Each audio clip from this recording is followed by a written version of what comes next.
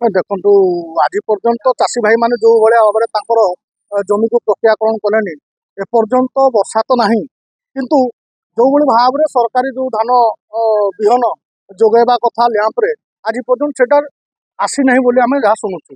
କିନ୍ତୁ ଦେଖିଲା ବେଳକୁ ଏଇ ଅଞ୍ଚଳକୁ ଆମର ବଣେଇ ହେଲା ଗୁରୁଣ୍ଡିଆ ହେଲା ଲୋହଣୀପଡ଼ା ହେଲା ଏଇଟା ଦେଖନ୍ତୁ ଗୋଟେ ଆଦିବାସୀ ସବ୍ ଡିଭିଜନ ଅଟେ ଏଠି ଯୋଉ ଭଳିଆ ଭାବରେ ଲୋକ ଚାଷ ଉପରେ ନିର୍ଭର କରନ୍ତି ସବୁବେଳେ ସେମାନେ ଘରୋଇକରଣ ବିହନ ଉପରେ ସବୁ ନିର୍ଭର ହେଉଛନ୍ତି ଯୋଉଥିରେ କି ସେମାନେ ଯୋଉଭଳି ଭାବରେ ତାଙ୍କର ଯୋଉ ପାରିଶ୍ରମିକ ରହିବା କଥା ଯୋଉଭଳି ଭାବରେ ସେମାନେ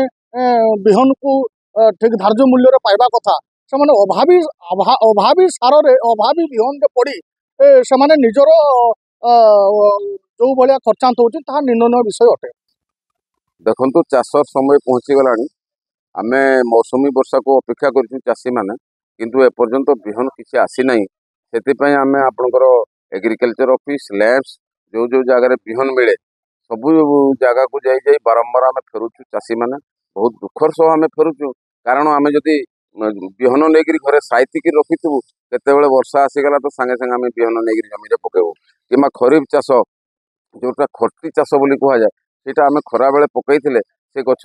ବହୁତ ମୋଟା ହେଇକରି ଶକ୍ତ ହୁଏ ସେଥିପାଇଁ ଆମେ ବିହନ ନେଇକରି ପକେଇବା କଥା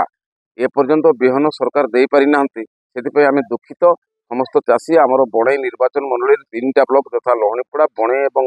ଗୁରୁଣ୍ଡିଆ ଏ ଚାଷ ହେଉଥିବା ଜମିରେ ଆମର ହାରାହାରି 40,000 ହେକ୍ଟରରୁ ଅଧିକା ଜମିରେ ଚାଷ ହୁଏ ଏବଂ ସବୁ ଚାଷୀ ମାନେ ବହୁତ ଦୁଃଖରେ ଅଛନ୍ତି ଏପର୍ଯ୍ୟନ୍ତ